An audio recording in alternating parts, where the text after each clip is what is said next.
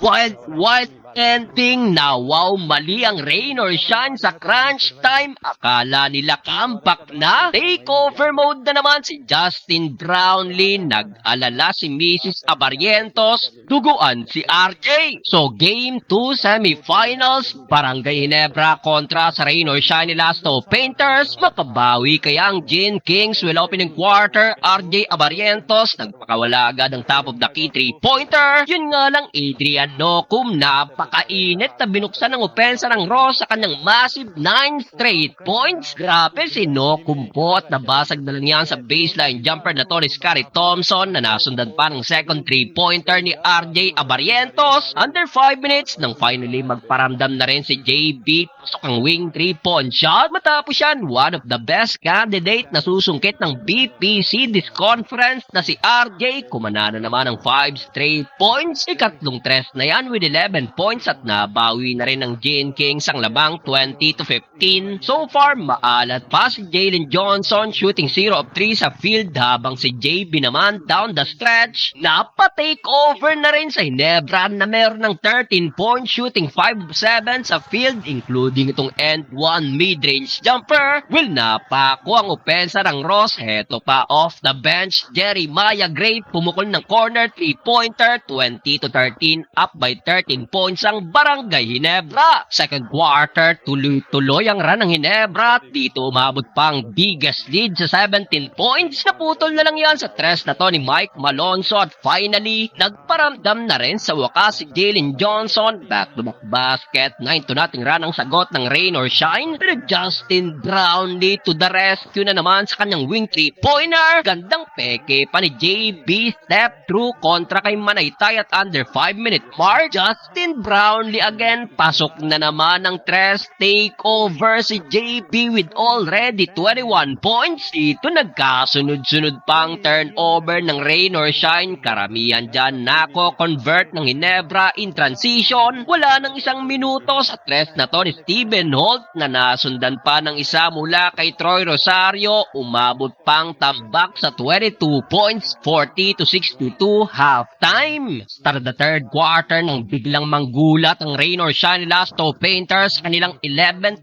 run including itong 3 straight 3-pointer mula kay Nocum, Johnson at Santillan. Dahil dyan napatawag agad ng timeout ang Ginebra, baba sa 15 points, 66-51. Pero right away to the rescue naman agad si Scottie Thompson sa kanyang reverse layup at matapos yan, Justin Brownlee take over na naman na muling inangat ang labang ng Ginebra sa sarado 20 points. Grabe, almost triple-double na si Brownlee with 28 points, 11 rebounds at 7 assists. Still, buhat mode pa rin naman si Adrian Nocum sa Ross na meron ng 18 points. Sa mga nagtatanong ho, umimpis na ang bukol ni Thompson, 88-69, pabor pa rin sa Barangay Ginebra. Fourth and final quarter, muling nanggulat ang rain or shine sa kanilang 5-0 run. Baba agad dyan sa 14 points. Naputol na lang yan sa putback na to ni Japit Aguilar at nasundan pa yan ng alley-oop dunk RJ to Japit Aguilar. Take over si Japit this quarter na meron ng double-double, 12 points at 12 rebounds. Kaso under 5 minutes, eto duguan ng ilong ni RJ matapos araruhin ni Jonard Clarito. Swerte ng Ross sa play na to dahil hindi natawagan ng offensive fouls Clarito at wala na ring challenge ang Gin Kings. Alalang-alala tuloy ang partner ni RJ sa nangyari. Matapos siya, neto ba masama sa Ginebra, may naramdaman na naman si Justin Brownlee. Good thing pa para sa rain or shine dahil dito na ibaba na rin ang lamang sa single digit. Grabe at under a minute mark sa tres na to ni Jalen Johnson. Natunaw na yan sa apat, 101-97.